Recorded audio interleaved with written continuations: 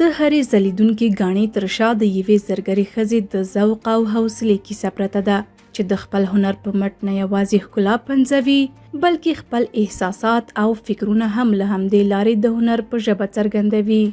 ثریا محمدي یو له همدغو پیاوړو زرګرو ښځو څخه یوه ده چې خپل فعالیتونه داسې بیانوي. به نام یاد خدا ثریا محمدی هستم، نماینده زنان زرگر زندگی ترست و ما مدت چند سال میشه که 30 نفر از خانم هستیم که در بخش تولیدی زیورات دستساز کار میکنیم که از سنگ‌های قیمتی و نیمه قیمتی و همچنان از فلزات قیمتی مثل طلا، نقره، برنج استفاده میکنیم و در قالب زیور آمادهش میکنیم. از طرح و دیزاین گرفته تا تولید کلش کار خود خانم هست که حرفای ناگفته خود که نمیتونن در قالب بیان بکنن در قالب یک زیور او را طرح میکنن. من 20 ساله هستم، صنف 11 مکتب بودم که رژیم تغییر کرد و به مکتب و پانتون خود ادامه دادن نتونستم و بعد از او من امی کار زرگری را شروع کردم که الان الحمدلله در می بخش کار میکنم.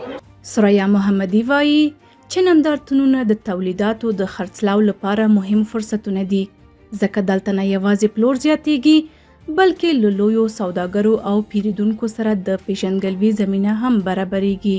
نمایشگاه و خوبی بزرگتری داره که ما امرای تجاری کلان که به عمده میخواین امرای آشنا میشیم و فروشات ما نسبتا به غیر زود در نمایشگاه بیشتر میباشن. پلان ما به بزرگ کردن کارگاه های ما است که برای جذب زنان بیشتر که زرگر هستن و مثلا رای بر پیشرفت یا رای ندارن که کار خود ادامه بدن. فعلا امی تصمیم داریم که کارگاه را بزرگتر بسازیم و زنان بیشتر به کار جذب کنیم. ثریا یوازې د ځان لپاره نه بلکې ټولو افغان ښځو لپاره د پرمختګ هیله لري. آرزوی من است که تنها بر خودم نه بر همه خانم‌ها امی که صدای ما شنیده شود، امی که یک زمینه خوب کار بر خودم و همجنسایم جور شود.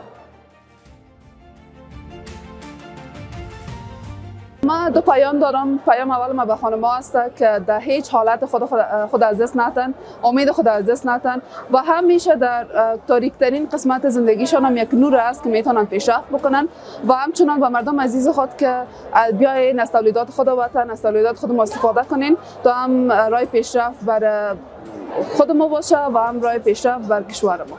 هیله د بریالیتوب لومړی قدم دی او همدا هیله انسان ته ځواک ورکوي چې له ستونزو سره مبارزه وکړي او د پرمختګ نوې لاره ومومي.